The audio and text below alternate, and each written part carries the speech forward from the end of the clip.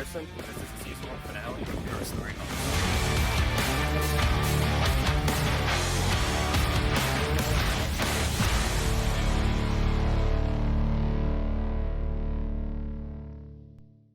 Today, I'm just gonna drop a bomb and reveal my big secret here in the podcast. Here is the warning. Warning not to the audience, but to my family watching. I failed myself. I failed my family. I failed you, my mentor. I was lost. I was sad. I was disappointed at myself because I let you down. And I had to sleep in the air mattress in my friend's living room. I remember nights where I would just be staring up at my ceiling, 3 o'clock in the morning, just kind of wishing. I felt very disconnected. I felt isolated. I felt so disappointed in myself. Those cheerleaders in your life were like, "Come on, you can do it. I believe in you." Like, I think that's just such an awesome feeling. Carson, Nedell, the healing spirit. Yeah, the healing spirit. But, I love it. I love it. I know. It's great. Or do you want to step up and do something about it? And that is the golden key I received Right. from that conversation. Right.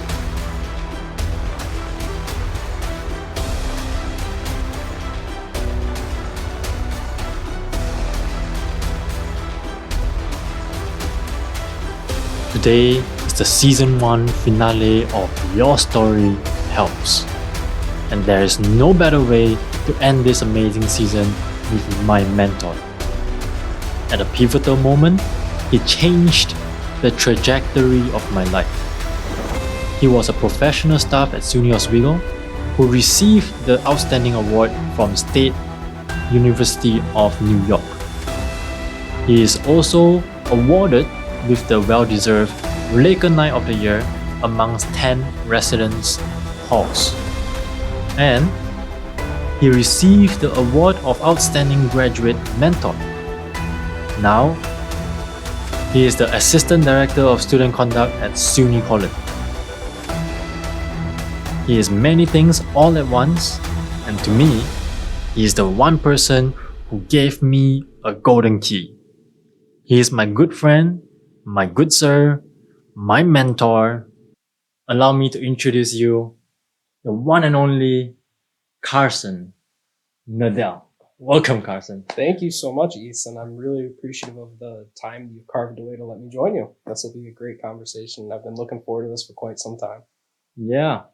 Funny thing I need to tell everyone too. I told you that you are going to be the guest for the finale episode since months ago too. Absolutely. Because I want you to know that you are reserved for the best spot for the whole season.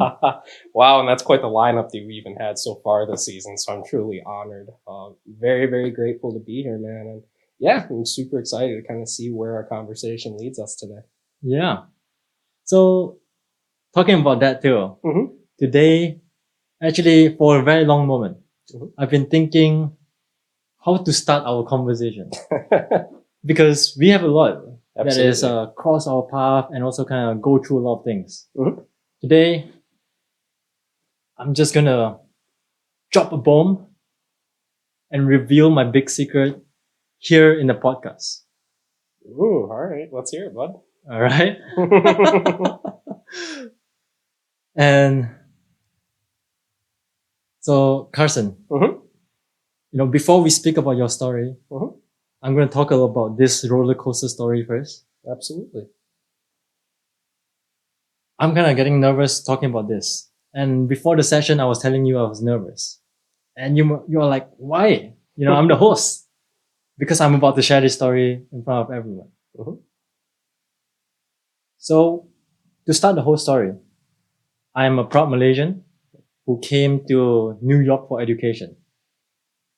And honestly, it cost a fuck ton of money. Oh, yeah. Sorry about my language. That's just, I need to express that. Absolutely. And I remember when I first came to the United States again, in 2022,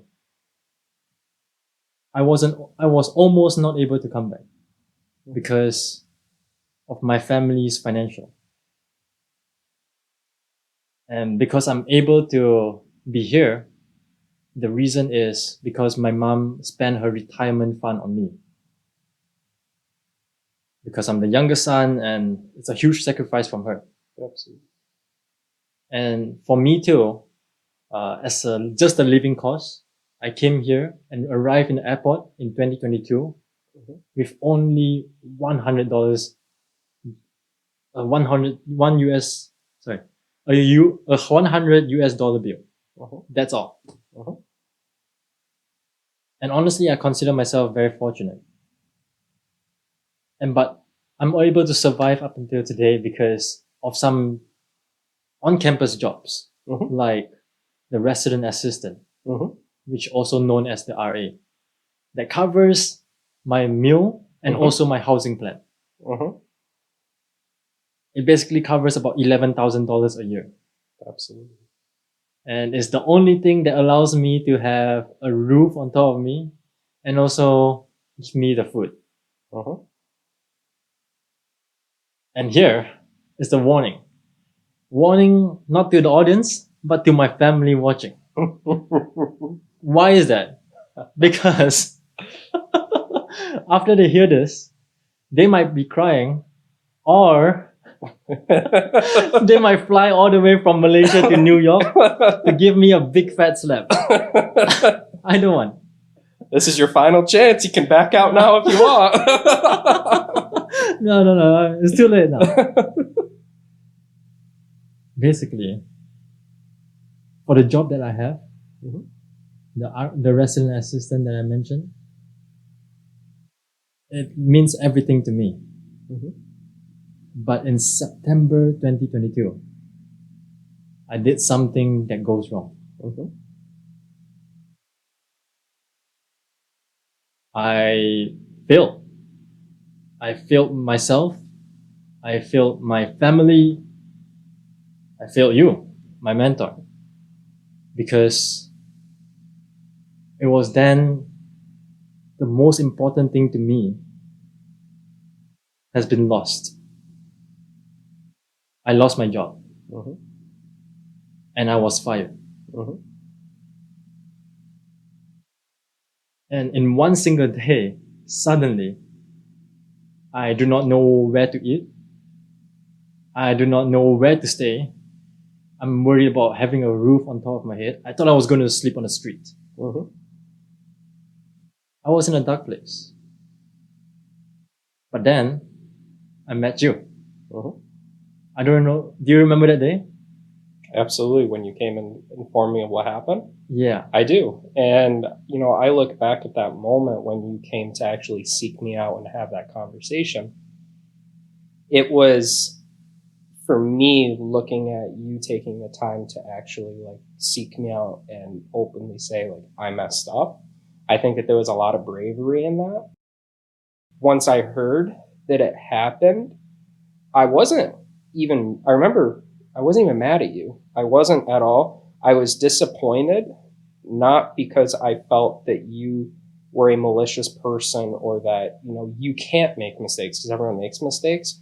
I was disappointed because I felt that one situation it shouldn't have been a direct reflection of who you are as a person as a whole, right?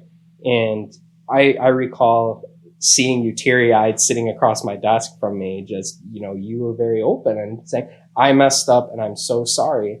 But I do recall you and I having a conversation of okay, now this happened, but what are we going to do to go forward to try and help you out? And I think I remember telling you, do we need to look at scholarships to help fund your school? Do we need to find some sort of alternative to get you some money to kind of help your bill? So I definitely remember that day. That was a day though that I felt that when you walked out of my office, you were going to be a changed person in a good way. Because I felt that sometimes in life, right, we get very complacent, we grow stagnant, and then we don't realize what we have until it's gone, right? So that that day was very impactful for me as well. Just seeing you actually actively seek me out. I had nothing to do with that situation. You could have went and not told me and went into hiding, but the fact that you came looking for me to have that conversation, I felt was really, really honorable, right? And I knew the moment you walked out that door that you were going to be a better person because of what happened and that you were going to be on maybe a different path. I didn't know you would ever get to become a resident assistant again, which we'll talk about that here in a little bit, I'm sure, through your story. But I knew that I felt even what I was doing with people was the right way to do it, because the fact that you came in feeling that I need to let Carson know, that made me feel that, okay, here's someone that trusts me enough, but they take that trust that we have and the relationship we have very seriously, where you didn't want me to feel like you let me down. And I valued that. And I think that that moment in itself has even helped me connect with other people too, because it's not about like being upset at someone or being angry at someone. Like when you're having those connections with people, it's really about like you want to do well for people to some degree because you don't want to disappoint them, right? So yeah, that was a very, very impactful moment for me personally, but even professionally as well. And I can't even imagine how it felt for you to have to really step in but feel that desire that I want to confront this head on and have that conversation with Carson. I felt I felt so grateful that you were willing to like share that experience with me at that point in time. Yeah. This is the first time I just realized that we talk about your perspective in that story too. Absolutely. Because it was truly one of the moments where I felt like my back is against the wall. Mm-hmm. And I really had no idea what to do, and I was lost, I was sad, I was disappointed at myself because I let you down. There's so many parts to it. And I remember going into that conversation, I was nerve wracking. It was nerve wracking for me. And something that the conversation, the one conversation that actually really just changed the perspective of that situation for me. And I think with that too, in that moment, I'm not sure if you know this, that's when I truly found out that I hope to be something better because of your words. Right. Absolutely. Well, and I think going off of that too, Ethan, and I'll elaborate a little more later on, but right, I think the most fascinating part for me in that situation is when I was an RA, right, I actually almost got fired for something that happened, right? And that incident in itself that happened was very enlightening for me, not only through my personal growth, but also having a sense of understanding the world around me in a better lens. And I can tell you there were times where when I went through that process, I felt very disconnected. I felt isolated. I felt so disappointed in myself. And unfortunately, I think in life, one of the two worst things that I've always seemed to realize is that we are our own worst critics, and we'll never know how much we are loved to the full extent by other people. We don't, right? But in that moment where you came to see me and have that conversation with me, I saw myself in you. And then at that point, I genuinely wanted to be that person for you that I wish I had, because that was a very dark battle that I went through. And I'm a firm believer that we all make mistakes, right? And we all have sometimes one moment that people use as that defining factor in deciding who we are as a person. But at the same time, I think that sometimes the mistakes that we make help us grow more than any achievement or anything like that can really do. You will always learn more from failure than you will from some of your successes. And I think that for me has been something that's really resonated with me throughout my career so far. Because if you're willing to change, right, and you're willing to make adjustments within yourself, within your team, to be able to really have those reflective moments to kind of sit back And, sometimes you got to let things go in a direction where chaos happens and mistakes will happen and things just pile up. And sometimes it's destructive. But at the same time, whatever you walk away with in those types of situations, right, that's knowledge that you get to take with you for the rest of your life. You speak on so many gems right there just now. You mentioned that failure doesn't actually define you. Mm-hmm. And that might be one of the biggest lessons I learned from the conversation too. Mm-hmm. Because of that failure, it overshadowed everything that I know about myself. Mm-hmm. It became the only thing that defines me at that moment. Uh-huh. I see myself as a failure because of that one scenario. Mm-hmm. And I kind of disregard everything that I have achieved. Mm-hmm. And because of you reminding me that, don't let the failure to define you, Mm-hmm. and that we are our worst critics. Mm-hmm. And I truly was at the time. Mm-hmm. Absolutely. The funny thing is, at that moment, I beat myself down Mm-hmm. more than anyone. Mm-hmm. Everyone in my life were actually very supportive. Mm-hmm.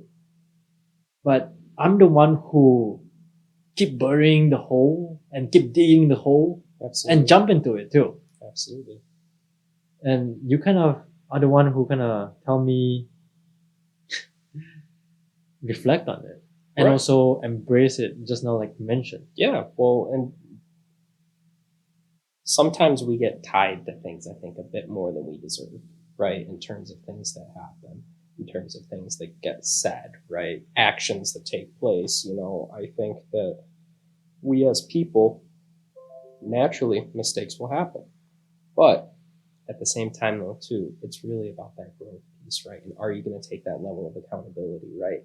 And most people, if anyone working in residence life and housing, as soon as we go are listening to this, they know I was very big on accountability during my time as a hall director, as well as a grad student in RA, right? Because I feel that there's just such beauty in being able to own your actions and use it to move on and do better, right? And I don't know. I've always felt that when people can just be open and honest that they make a mistake, right?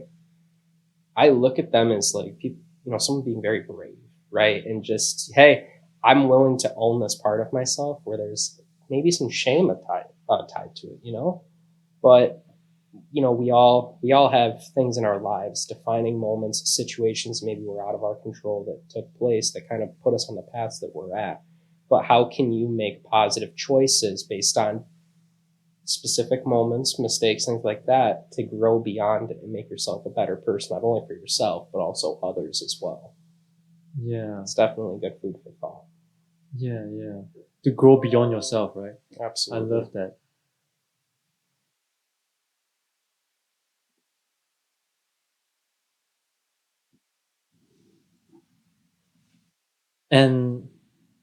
And just now you mentioned too, accountability. Mm-hmm. And you're right. I've heard that so many people have speak so well on you because of your speeches on accountability. Mm-hmm. And it truly impacts me too. So could you help us understand why is it important for you, and how do you view accountability, and what does it mean? At the essence of it all, right, I view accountability as a mechanism that allows you to embrace parts of yourself that sometimes you feel uncomfortable navigating, right? That can be involved in decision making, right? I mean, how many times do you hear people make a bad decision and they blame it on someone else, right? I think that unfortunately we look at the idea of being wrong or needing to be corrected as negative constructs, right? Where no, like it's okay to be wrong. It's okay to be incorrect. It's okay to make mistakes, right? I mean, you look at how many famous people, right, have made mistakes, right? Or they've had some sort of challenge or tribulation that really, they could have stayed at the level of where they were at, but they didn't let that one circumstance define them and they wanted to rise above it, right? So that for me, right, I look at a lot of that as just a self-love part. Well, why is it that you're okay with giving yourself a break, but then you're going to give a server at a restaurant a hard time for taking forever getting you your food? So why are you giving yourself like a bit of grace, but you're not willing to do that for other people, right? For me, that's been something where I've really, really worked with a lot of students at my time at Oswego, where we've had some great conversations that why are you making this decision, right? Like, so especially when I have incident review meetings, right, which typically are socio-conduct related violations. So where was the thought process behind this decision? And unfortunately too, Eason, you look at individuals where half the time I'm meeting with them and they own it, right? They're like, you know what? Yeah, my bad. I did that. I didn't understand the ramifications of what this was, right? And you have that conversation, how your actions impact other people. That's an accountability piece too, right?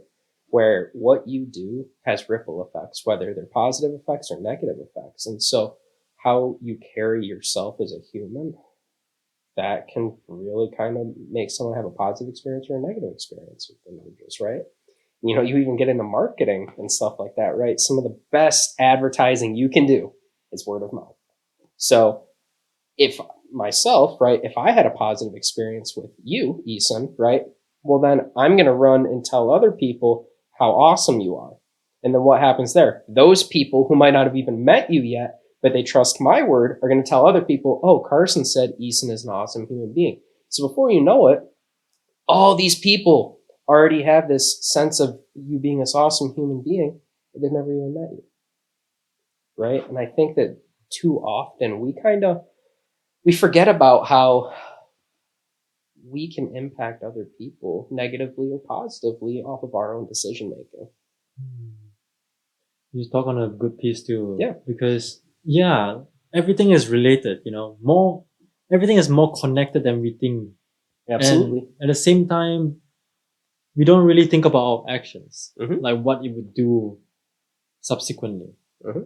And like you mentioned just now, like in our conversation that you helped me, Mhm.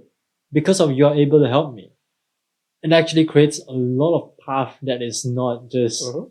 me getting the job back. Like Mhm. just now you mentioned, I got the job back within 2 months. Mhm. I fight for it back. Mhm. I don't think it really happened often too. No, it does not. Yeah. Mhm. And because of that, that is the direct effect, I would say. Mhm. Because your conversation helped me change and I will try my best to get the job Mhm. back. But other than that, it also made me strive my 100% at Mhm. everything. Mhm. And actually it reminded me when I was 15 that I want to be an inspirational speaker too. Mhm. And I never actually tell myself that. I never even tell my family, myself.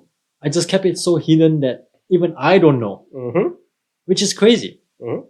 But in that one conversation, you kind of taught me that our words are very impactful. Mhm. Well, I think even going off of that too, right? What is it that you represent, right? And so, as a person, what do you want your legacy of your life to be, right? Do you just really don't value relationships with people, and you just kind of want to do your day-to-day thing? You really don't want to create those ripple effects, right? You don't want to make that big splash in life where it can have those effects on people, hopefully in a positive way, right? Or do you want to be that individual who, you know, at your funeral someday, the line is going out the door, right? Where not enough people could even get inside because that's how many lives you impacted in a positive way. You know, for me, where a lot of my life really kind of shifted a bit, especially after I had, a situation that took place where it impeded my student employment. I came across a quote, and it said that you can fool the whole world down the pathway of years and get pats on the back as you pass, but your final reward will be heartbreak and tears if you cheated the man in the glass. And so that has really kind of, stuck with me. It's really resonated with me for a number of years since my undergrad program ended, and even kind of going into grad school. And as I work with people, right, it's important that you understand that being your authentic self is just so important, right? Because you can put out there that image of who you want people to see, but at the same time, though, too, right? I think it's important that people get to understand that you're human and you make mistakes, right? because the only person you're cheating in the end is yourself. And I personally feel that you should be able to be your unapologetic self, in a way where people can look at you and appreciate who you are as an individual, regardless of what job title you have, regardless of your level of education, right? They should be able to look at you as, Carson, right? Or Eason, right? This is what Eason stands for. This is what Carson stands for. And I think that is just something that was really impactful for me during that really dark period for myself, is that I had to reinvent myself. Back in that period of time, Eason, I had no mental defense against criticism, like at all. Anytime I felt a sense of criticism or someone being correcting me, something along those lines, I took that as a personal attack, right? And so I don't know if I've actually ever told you this, so I'll kind of inform you about this as well, is that I have a sense of neurodivergence, which is called sensory processing sensitivity. So pretty much, have you ever heard someone say like, oh, I'm very sensitive or something like that, with emotions? Yeah, that's pretty much what it is, where it's like a sixth sense, so to speak, where there's some research out there that talks about how like people that kind of have this from neurodivergence, their nervous system actually functions at a higher capacity, right? Where they sometimes can have side effects that include like emotional regulation issues sometimes when they get overwhelmed, increased sensations of pain, right? So like if I have a low tolerance for pain, like it's pretty bad. So the things like that, however, but on the other side, right, it's allowed me to really connect with people. But for the longest time I felt that I carried the burden of that, behind me. I saw it as like a ball and chain sort of thing. But now, as I work through a lot of like, my own self-improvement as a human being and stuff, I've really embraced that, because I think that that's actually a strength of mine, because I'm able to feel emotions at a deeper level with people. So I think that has allowed me to have like a sense of empathy, but being able to understand when people maybe aren't okay, but they're not really showing like clear signs like, oh, okay, I'm not doing so well. I'm a firm believer that you can tell a lot by someone's walk and what they're carrying in that walk, just off of their body language. But kind of that little bit of a tangent there, but kind of getting back on track, right? But I want to kind of hold on to that too a little bit too, because it sounds like you always have that one same condition. Yeah. But because your perspective changed, your condition changed. Yeah. Well, I started, instead of looking at it as something that's negative about myself and that negative self-talk and that negative self-image, right? I started looking at this as, okay, how can I use this as something to help me better connect with people, right? And you did. I did. You definitely did. I did. I can tell you right now, if you probably, I want to say 2019, I was a completely different person, I feel. I was going through a bit of an identity crisis a little bit, so to speak, with figuring out who I was. And I had some things in my personal life that I felt were who I wanted to be versus what I was doing did not align, right? And so I really, really struggled a lot, especially, kind of going through a lot. I came to SUNY Oswego as a transfer student after being at Mohawk Valley Community College for 2 years. And, I was in a long-term relationship with someone at that point in time. And what I look back at a lot of that, it almost like, not embarrassment, but I look back at like a lot of my antics back then, where I had a very short fuse for things that bothered me, where I would get very upset, right? But that's because, like what I was telling you about with my neurodivergence, back then it was a ball and chain to me, right? Mm-hmm. And so there were times where it would I was pretty much going in the bad direction with it. And, when I would be getting upset and things like that, I wasn't exactly the nicest person at that point in time. But I will say, one of the best things personally for me in my own growth was when we went into like that lockdown of COVID-19, because what it did was it helped me disconnect from the world a little bit, so to speak. and I got to reinvent myself, right, in my head, and I got to sit with my thoughts a lot and connect a lot of dots. It was a really cool experience. Although the pandemic was a horrible experience, I never wish for that to happen ever again. For me, though, I was able to really reinvent myself, where I came out on the other side of it a completely different person. And Could you talk a little bit about reinventing yourself? Because you mentioned a few times, and I'm sure many of us want to, especially when we are not satisfied with where we are right now. Well, I had to learn to stop treating people better than I would treat myself at that point in time. I was very bad about pouring my cup into other people's cup, but then I wasn't refilling my own, right? And there were times where there were people genuinely, and they're still very close to me, right? That definitely put up with a lot of nonsense, and they did not deserve to put up with nonsense with me.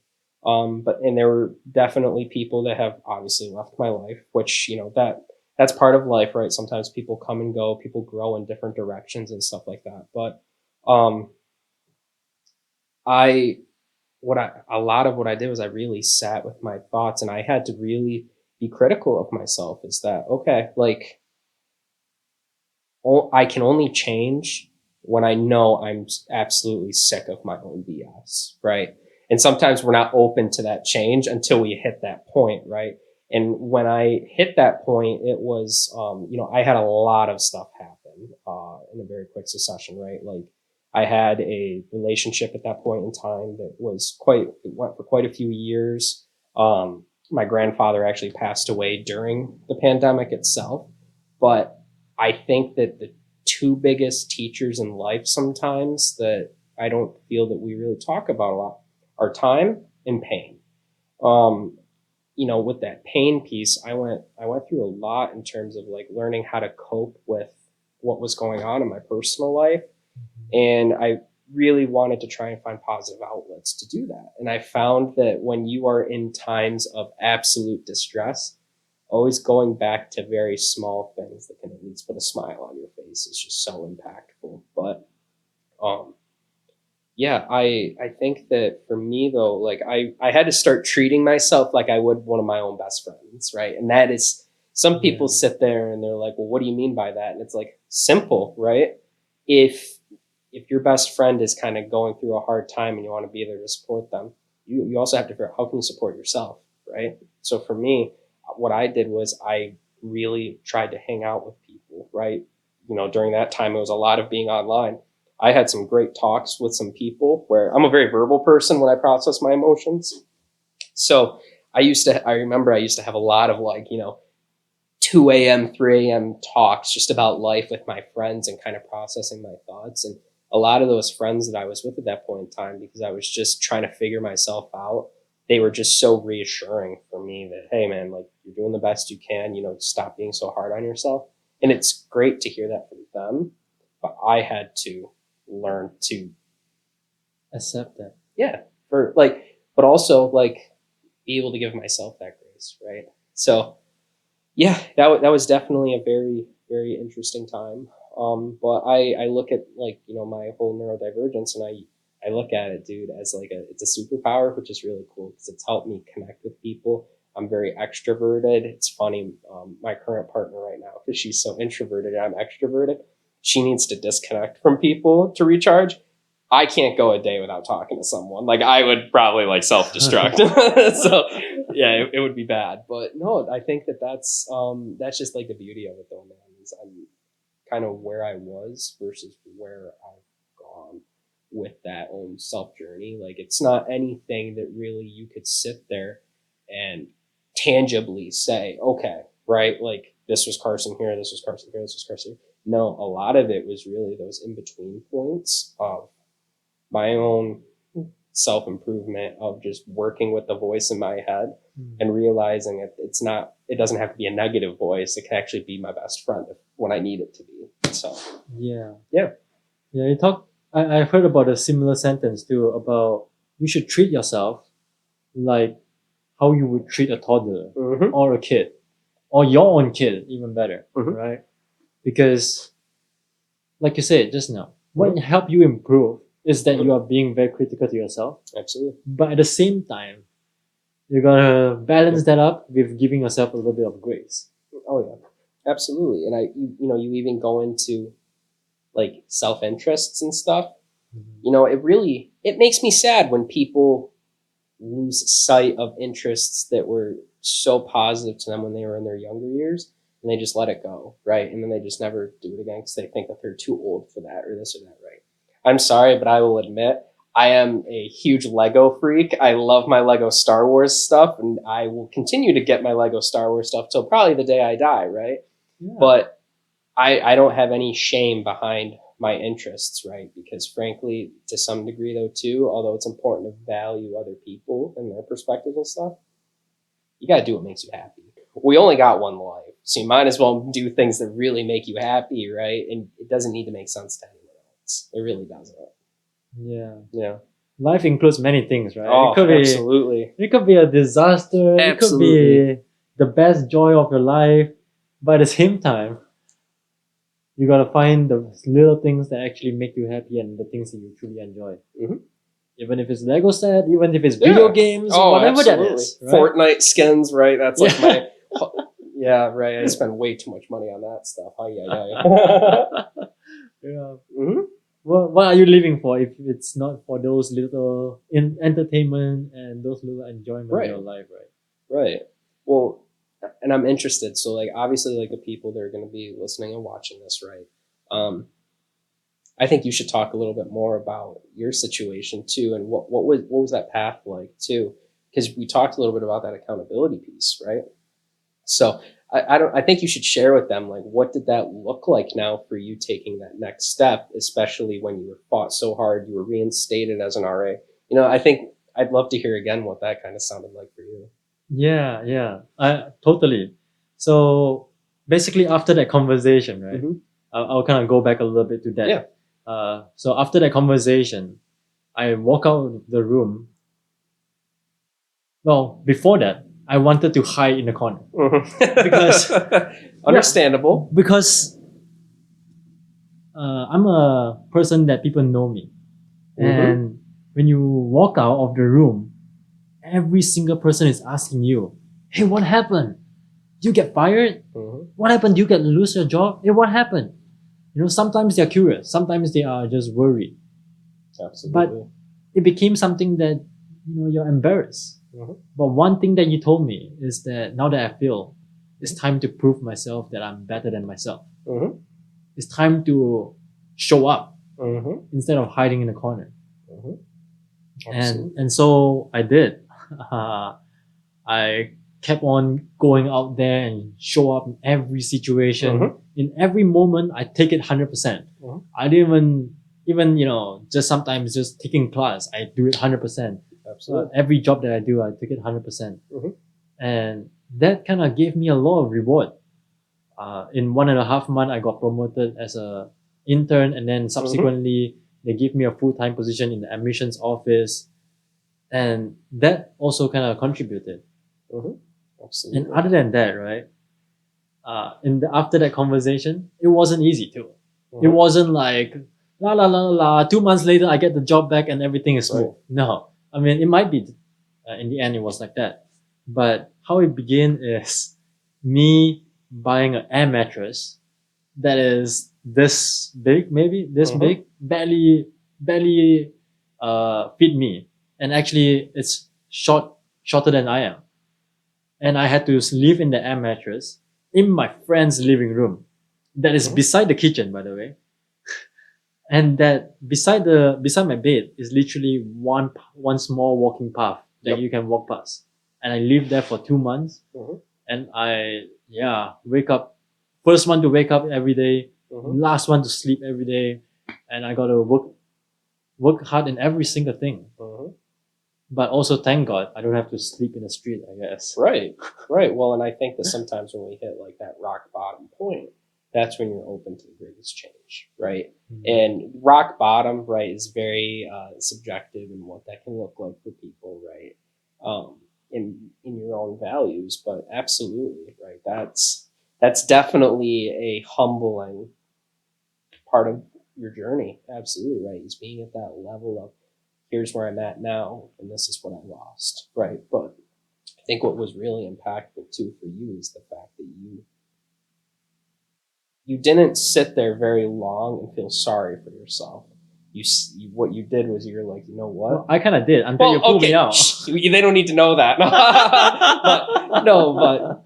I think that where I was very impressed was your persistence and pretty much advocating for yourself that, you know what, like, I want to get back into this, right?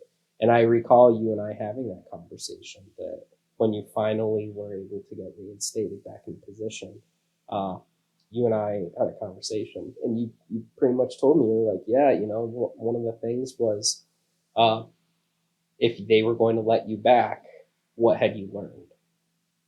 And I think you should share that. You should definitely share that. Yeah. So just now you mentioned too, failure helps you learn. And it's truly what happened to me. Because when you have all the things that you have, you don't really appreciate them until you lose them. And then you realize how important those things are. And then when you view them as important now, you do your best to keep them and attain them. Absolutely. Right. And that's a part, right? That's a quote too. That simplify the whole saying, simplify the whole situation. Is that sometimes we win, sometimes we learn. Absolutely. And that's what happened to me. Because in that situation that hit me to the rock bottom, also became the best moment of my life that literally make me who I am today. Absolutely. Without that situation, I wouldn't be where I am. I wouldn't be learning myself. I wouldn't be doing this podcast, to be honest. Because one of the reasons why I do this podcast is also because I know our words is impactful. And I want to use this podcast as a platform to share our words and to perhaps help anyone. Yeah, well, and I think what's really, really important too, to contextually just always keep in mind, right? Sometimes we are our own worst critic, but at the same time, though, too, we have the power to take us on any journey that we choose, right? One of my favorite quotes is, I trust the next chapter because I know the author. Pretty basic, but it gets its point across, right? I think it's an absolute banger of a I quote. love it. That's great, and I think that sometimes we get a little caught up in so many different things that we kind of sometimes lose sight of what our next chapter wants to be. But giving yourself like that ability, that grace that you would often give other people, everything will work out. Being supportive. Sometimes even the best thing you can do for yourself is just kind of sit still for a bit and get used to what your surroundings are and then make your next move.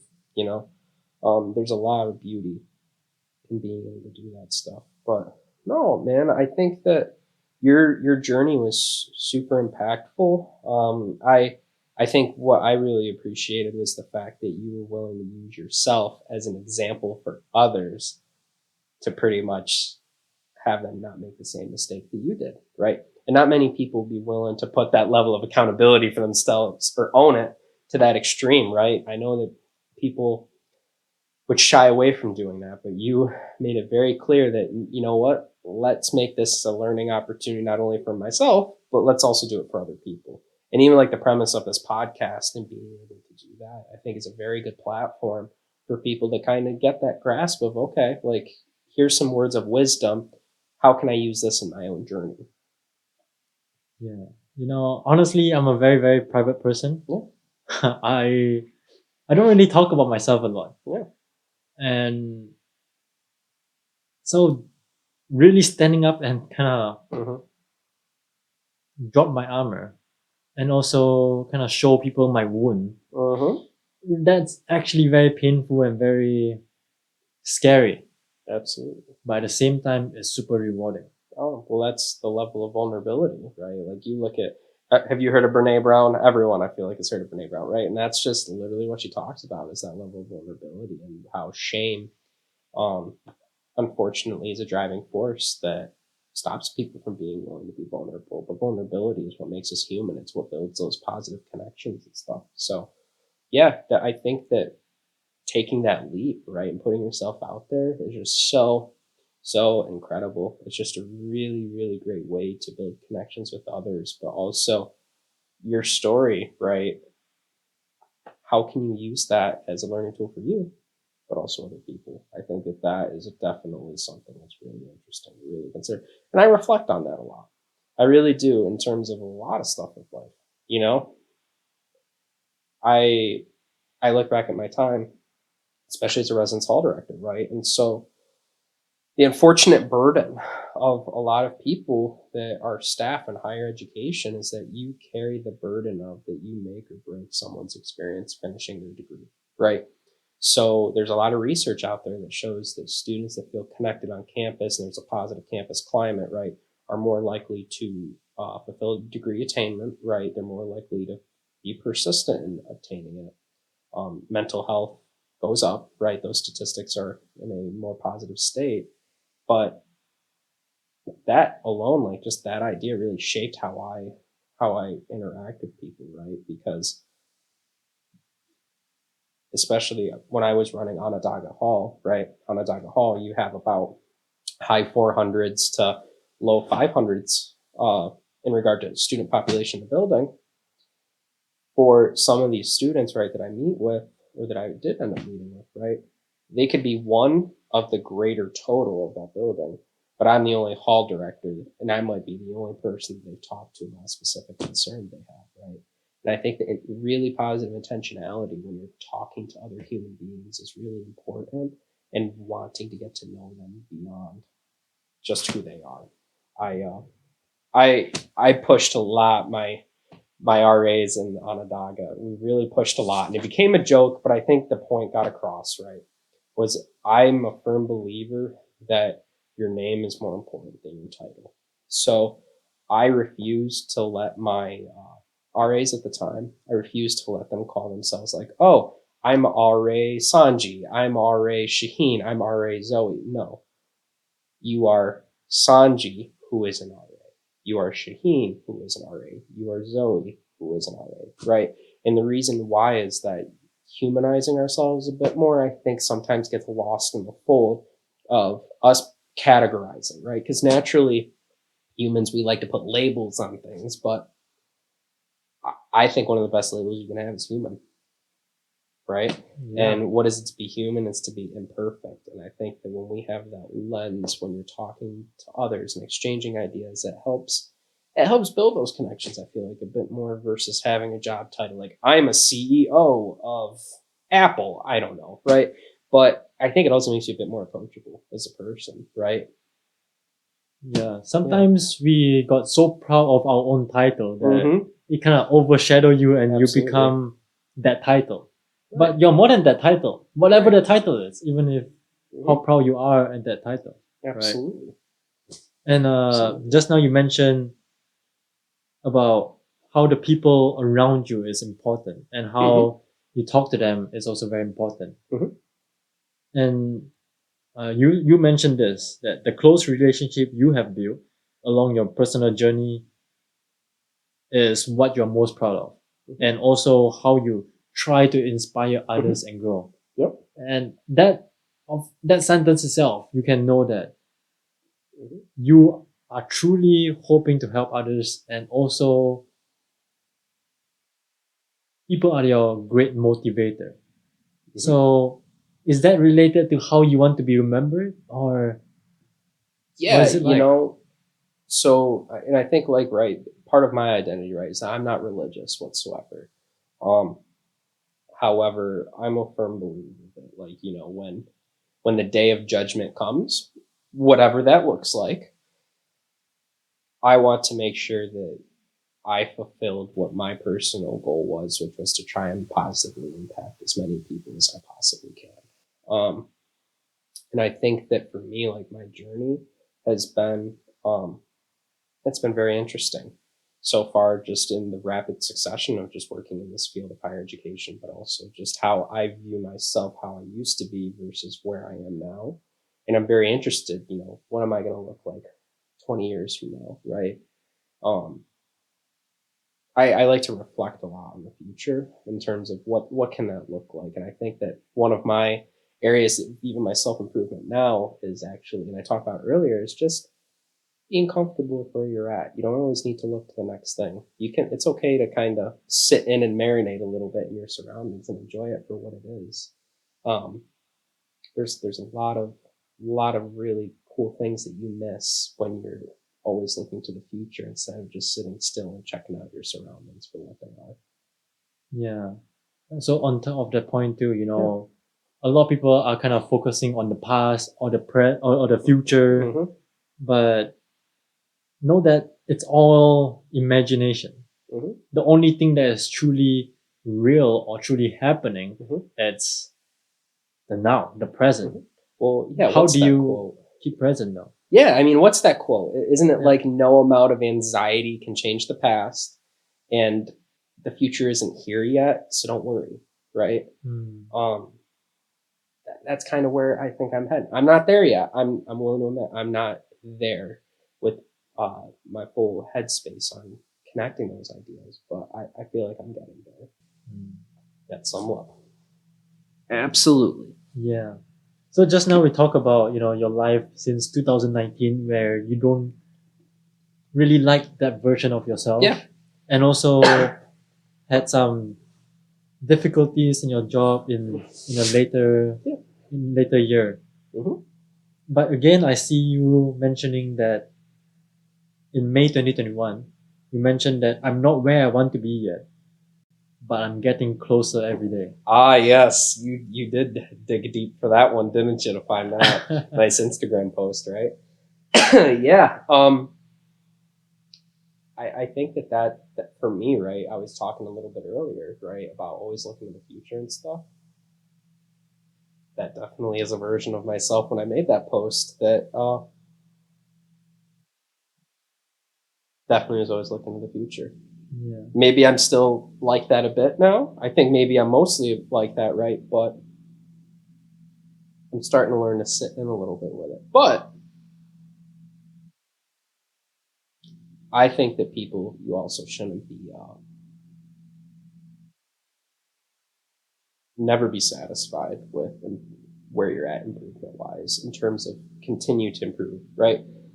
Whether that's just learning something new every day, whether that's talking to someone new, doing one thing that pushes you outside your comfort zone, you would be shocked with the results of what you can look like in that context.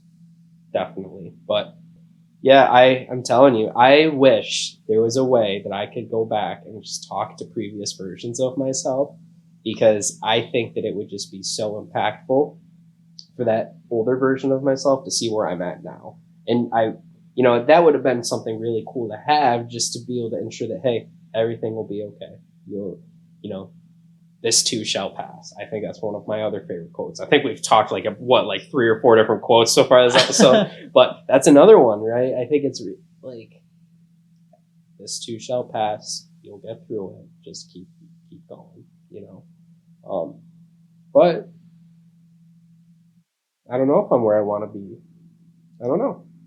But maybe if I just kind of sit in a little bit and get comfortable, maybe it is, maybe it isn't. But I think that at least giving the now that fair chance, I think, is very important versus always just kicking the now to the side and always looking for the future and the next thing, for sure. But how about when you were in 2019 or 2021? You definitely had a picture of this is where I want to be. Mm-hmm. Are you there right now? I can tell you right now, actually, I'm very pleased with where I'm at now. I remember nights where I would just be staring up at my ceiling, 3:00 in the morning, just kind of wishing for so many good things to happen to myself. And it's funny, as I'm kind of going through life, I'm starting to get those things I wished for, but I don't think it's because I wished for it. I think it's because I'm putting positive energy out in the world, and I think it's kind of finding me back. So, yeah, 2019. I'm telling you, if I wish I could, that version of Carson, genuinely wish I could sit down across from a table from him and just kind of point out that what he was doing was not aligning with who he was naturally supposed to be. And 2021 Carson, I don't think he was a bad person. I just think he was a bit worried about what other people thought of him, and he wasn't really giving himself that full support that he needed. But he was on the right path. I think that he was just a bit naive, definitely a bit naive. But I found a lot of really impactful people that just kind of gravitated towards me very rapidly, especially when I became a grad student at Oswego. Just so quickly, all these people just started radiating towards me. I like to think it's because I have a healing spirit, but Who said that? That's true. Someone, I can't remember who told me that. I think that was one of my really good friends a while back. But Carson Nedell, the healing spirit. Yeah, the healing spirit. But, I love it. I love it. I know. It's great. But yeah, I think that I'm interested, right? Because being in grad school, I just met so many impactful people, so many great friends, right? So many mentors for me. And the journey's not even over yet, right? Like I look at so much can happen in 1 year, so much can happen in 2 years, 3 years. Whoa, it can be a completely different world, right? And just being able to really appreciate those people that come and go in your life, whether it's maybe lack of natural communication, right? Because people kind of separate. They go their different ways, whatever. They move, so communication isn't always as consistent. But being able to appreciate those spaces and those individuals for what they are in your life, I think is really, really important. And I used to be someone where I thought that I needed to be everyone's friend, and I don't, right? What I can be, though, is I can be a support, a very friendly support, right? But that doesn't mean that we need to have the friend label on it. Because I looked at a lot of that. It's like I had a huge fear of rejection. And the rejection piece, right, kind of ties into the shame piece that we talked about earlier. It's definitely definitely a difficult thing to navigate in oneself, because rejection is just, you're putting, well, not rejection, but the idea of putting yourself out there, and then the concept of rejection is terrifying, absolutely terrifying. Whether it's, relationships, whether it's jobs, whether it's academically related, right? It is terrifying, but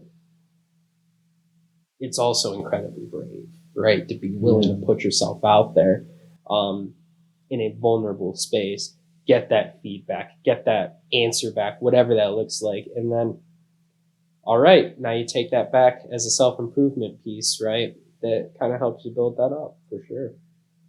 I am a person who feel a lot of shame too, you know, about a lot of things. And a lot of things that might not even be necessary. Mm-hmm. So how do you kind of remove yourself out of the shame? I think that's a big part in just really being able to eliminate that self-talk, right? Always kind of using a learning moment, right? Instead of, oh, why is this happening to me? Reframe it as, what is this trying to teach me right now? I think for me, that if I could give you an example of an on-off switch in my thought process, that was it. That was the golden ticket right there of, okay, I'm learning a lot right here, right now. So what direction do I want to go in? Do I want to look at this situation as a victim, or do I want to look at this situation as a learner, right? And I think that we don't always think about it that way. I think we always why is this bad thing happening to me? Why did I get this bad grade? Why did this person not reciprocate feelings that I had? What can I learn here? As opposed to that, I think that definitely is something that warrants a good reflection in a lot of people. Yeah. And also, I think that's also the piece about kind of accepting yourself and embracing yourself. Yeah. And I think in the early conversation that we have just Mhm. now, we talking about loving yourself. Mhm. And I think before you love yourself, Mhm. you gotta embrace and accept yourself too. Hmm. Well, and yeah, and I think that when you get into a lot of those conversations with yourself, right, it doesn't happen overnight. So, with that being said, do you want to be that person that sits there and lets a situation or how you perceive yourself define you, or do you want to step up and do something about it? You know, And that is the golden key I received Right. from that conversation. right? Because again, like, there's nothing, and this is the other thing, right? I want to make a disclaimer here. There's nothing wrong with taking time to sit, with what's going on in your circumstances, process it. There's nothing wrong with that. With that being said, sometimes in life, and I think I've told you this before, right? Sometimes in life, when we feel like life's becoming a lot, you're getting buried. Sometimes you aren't being buried, but rather you're being planted, right? For you to be able to shoot up. And so we all as a people, I feel sometimes, is that when everything gets hard, it's just very difficult for us to want to break out of that. And mental health, especially now, right, is something it's definitely being talked about a lot more, right? You look at, like, I look at some people that are in like older generations, and they're like, well, we did this and we did that, right? But what I've had conversations about, just because you didn't see it doesn't mean it wasn't there, right? It just wasn't being talked about, especially in mental health. So definitely, people, it's important to take care of yourselves, whatever modalities that you use, right, in regard to your mental health. But you got to be willing to get sick of I've said this before, you got to be willing to get sick of your own BS, right, to be able to step up and take your life back and go in a direction you really want to go, right? Because the end of the day, the only person who is stopping you from your aspirations at some degree is you, right? Because you're the one that puts limits on yourself of what you can achieve. The biggest fight of everyone is themselves. Mm-hmm. Absolutely, absolutely. Yeah, it's a fight, but I don't know if it's a fight like necessarily against yourself, but it's a fight to make yourself whole and unite with yourself, your inner self. I think that is something that really is I think that's a good way to look at it, in my opinion. It's about like becoming one, as opposed to being kind of, here's your thinking mind and here's who you are as a person. I love that. I didn't know there's such flaws in the sentence. I really didn't know. And you're right. Because, if you are always fighting against yourself, Mhm. there's no peace within you. No. Well, Ethan, and I look at, right, you talked about earlier, like, okay, I won this award, I won that award, I did this or that, whatever. I really don't care about awards. I don't. What I care about is the fact that as those things were kind of coming in, it, for me, and I'm a firm believer with rewards, is that rewards can kind of be difficult in the aspect of it can kind of make us complacent. But those helped me reaffirm that what I was doing was working, right? And so, okay, I won one award. Cool, like, that's great. And I won this one over here. That's where I was like, oh, okay. So when I took that next step also worked. And then I win another one. And then suddenly, okay, like, it seems like we're in a good path here, right? But I could do without the awards. I really could. But it's more about that reaffirming that what I'm doing, working with people, I must be doing something right. And I appreciate awards, don't get me wrong.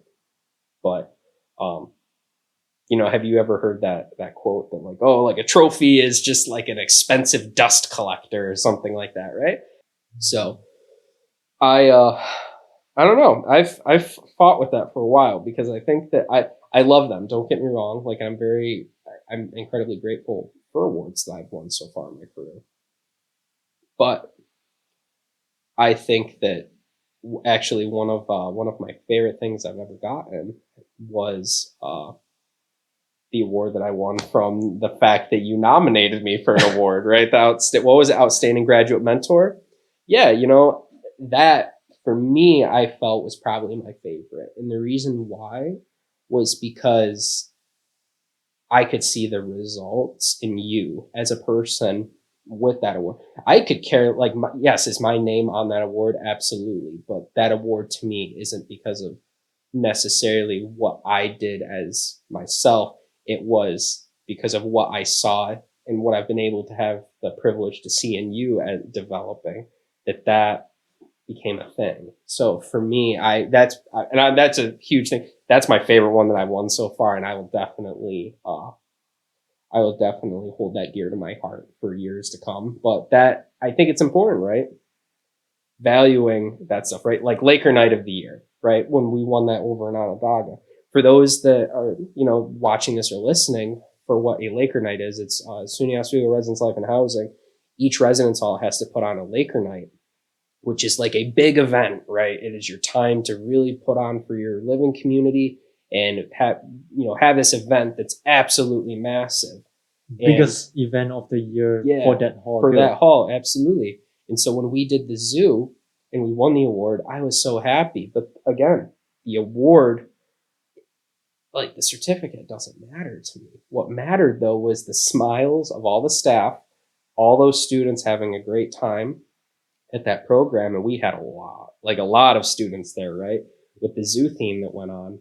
And having that capability to be able to have that impact, that's a large impact. That's a ripple. And it definitely, I think, benefited our campus community with that event for sure. Yeah. The true reward is in the impact of the work. Yep, right? Absolutely. It's always about what it represents, not what it is, if that makes sense. Yeah. It's more of the impact or more of the work that you have done and what it does, what it creates. Absolutely. Yeah. Absolutely. And I look at my future or, where the journey I'm on. I don't know what's fully to come, but I can tell you right now, at least the journey that I've kind of came from into where I'm going next, definitely, I'm excited to see what happens, but I'm just going to let it be what it is and accept it. Yeah. As we are speaking about this, I know today felt like a day where you're kind of almost closing your chapter in SUNY Oswego. Yeah, absolutely. And a day where maybe memories flow in a way to welcome your new chapter at the same time saying bye to this chapter. Absolutely. So what do you have to say for your time in SUNY Oswego? Yeah, I mean, it's funny because I came up to SUNY Oswego as a grad student, at least for the professional side, residence life and housing. And once I started grad school, I never left, right? I never went back home to where my parents live. I pretty much always stayed up here in Oswego. And I have a strong appreciation for the campus, for the community, right? For the Department of Residence Life and Housing. And I feel that I really want to make sure that I always stress that it's important to understand where you came from. And that when you have people that play very pivotal roles early on in your life, in your career, things of that sort, that you never forget that. You never forget that level of kindness. You never forget that impact that was there. I think what I'm going to miss the most definitely here is that a lot of the individuals that I had such a positive relationship with, they weren't always even my RAs. They're RAs in other buildings, right? Maybe we're handling an incident together and I built that connection just by doing that. So that anytime I saw that RA afterwards, it was, hey, what's up? Right. Being able to put myself out in the community here is something that I really, really enjoyed. But I realized for myself that there was always going to be another group. And so at what level do I need to kind of step aside now and let someone else take up the role? And for myself, find an area that genuinely I'm passionate about. So yeah, the role of assistant director of student conduct at SUNY Portland, I'm very excited about it. I love having conversations with people one-on-one, kind of like how we're doing right now. And that's entirely what my job is going to be, is just meeting with students one-on-one, having conversations about decisions that were made based on policy infractions. And I can't be any more excited for that level of where I'm going to be going next with that. But I will hold what I've gained from here and all the individuals that I've worked with, supervised in different positions and locations on this campus, very close to my heart, because every single one of them has taught me something, has helped me grow. And I'm forever grateful for all the individuals that I've worked with on this campus. I think everyone has just been absolutely fantastic. And I've had some awesome mentors, awesome supports, and just, I feel that there were a lot of people that were rooting me on to do well for myself. And with that, you can't trade that away for anything. Like when you see people that want you to do good, I think that that's just one of the best feelings you can have, is when you know undeniably that person is rooting for you to do, like, for you to get what you're looking for. Like I feel there's no better feeling sometimes, to have like that, those cheerleaders in your life being like, come on, you can do it. I believe in you. Like, I think that's just such an awesome feeling. Yeah. And allow me to represent every single person that you impacted, directly or indirectly, truly to thank you. Oh, thank you, my good sir. Absolutely. I appreciate that. You have no idea how much impact you have done in SUNY Oswego, in myself, and in every single person that you walk through. So yeah, it's funny. Actually, just a few days ago, I got a phone call that former RA just got a job, right? And they're a residence hall director now. And for me, I smiled, because I was like, all right, like, I feel that I gave something that now they are going to hopefully do the same at their campus that they're going to be working at. And I hope that the lessons that I've taught are always about giving back. Give back more than you took, because when you give back more, I think that's when a lot of those positive impacts can take place for people. And again, when people can sit there and not dispute who you are as a person, right? Because they've had nothing but positive experiences with you. I think that's just an awesome, awesome mechanism to have a really awesome life. Yeah. You can't say it better. Absolutely, my good sir. Absolutely. Yeah. So with that, as the last question, I can't believe this is coming to an end. I know. Coming to an end for not just today's episode, but the entire first season. It has been truly inspiring to hear every guest's story, especially yours, and also every diamond that you just dropped in this podcast today. I thank you, and I thank every guest, and I thank every audience in there to just be here. Absolutely. So with that, Carson, what is the best advice that you have ever heard? The best advice I've ever heard. I think one of the best things of advice that I've ever been told was, the mark of a great leader isn't how great you can be, but how great can you make the people around you. And when you talk to people, when you build those relationships, when you are able to motivate people and find something in them that they weren't so easily able to find themselves, I think that that's where the fruits, right, of great relationships and positive impact can really take the forefront. And meeting and talking with people, building those connections. So I think that's probably it. Definitely, the mark of a great leader isn't about how great you can be, but how great can you make the people around you. Yeah. About how you can make the people great around you. And I think that your definition of success is always going to differ from what someone else's is. so have faith, everything will work out how it's supposed to, and don't be so hard on yourself. Yeah. Yeah. And I want to close with this too. Yeah. Let's all try to love ourselves. I agree. I think that that's definitely something that is really important. Is give yourself a little love, treat yourself, and don't hide those areas of yourself that you're afraid for the world to see. Because frankly, I think we all have a lot to offer. Yeah. It really is. Absolutely, man. Absolutely. What a way to close the season. I know. Look at that. First season done. Maybe at some point in the future we'll definitely have to come back together and we'll kind of discuss what what is on our minds now. But no, I want to thank you, Eason. It's been a great experience being on, especially in the season 1 finale. It's a great experience. The other episodes have been absolutely fantastic for me to kind of chime in on and listen to. So I wish you luck in season 2 once that gets going. And yeah, my good sir, again, can't thank you enough. Let's do it.